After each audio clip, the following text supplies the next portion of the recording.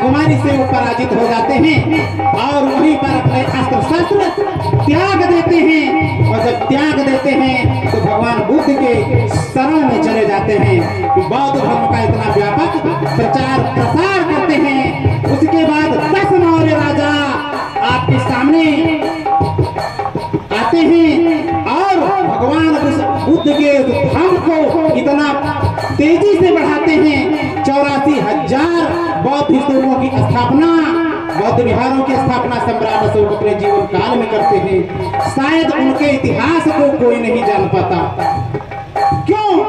हम लोगों ने, हमारे विद्वान वक्ताओं ने आप लोगों को बता तो दिया, तो ये कहाँ कब तक याद रहेगा, इसलिए इतिहास को पढ़ना जरूरी है। ये 10 राजा, 10 राजाओं के सर, अरे 10 राजाओं को हराया गया और उसका नाम रखा गया 10 हारा। 10 हारा। और अभी वकील साहब ने एक प्रश्न किया कि रावण को ये चैत्र राम नवमी की बात आपके समक्ष आई। मेरे भी सामने एक बात आती है, ये प्रश्न गूंजता था, कई जगह सवाल डाले लेकिन उसका हमें उत्तर नहीं मिला। तो मैं सवाल आप लोगों के समक्ष आज भी कर दे रहा हूं। भाई अगर उत्तर आए तो हमें बताइए सवाल क्या है। सवाल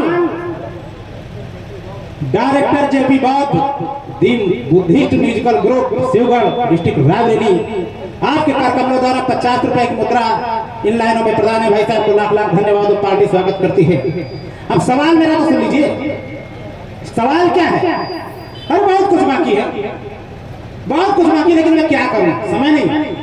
चलते हैं आपको लेके, गौर कीजिएगा।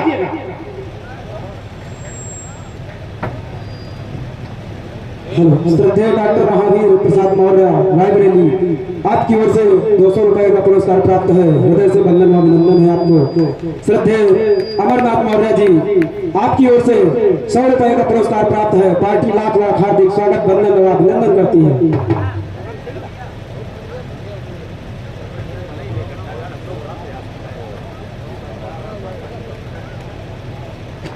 और इसी बीच में सम्राट अशोक सेवा